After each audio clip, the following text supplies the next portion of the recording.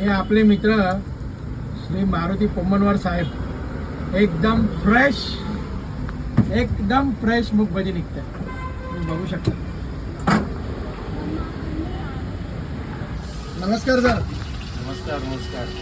तुमच्या दुकानावर आला का आम्हाला वेगळीच खुशी होते हो. आम्हाला बरं वाटतं, जुने कस्टमर होत ना. अरे yes yes yes yes yes.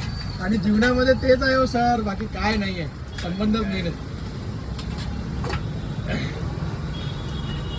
इथे कधीही या, आम्हाला फ्रेश वस्तूच मिळते, कधीही या. इतक्या वर्षाचा अनुभव आहे.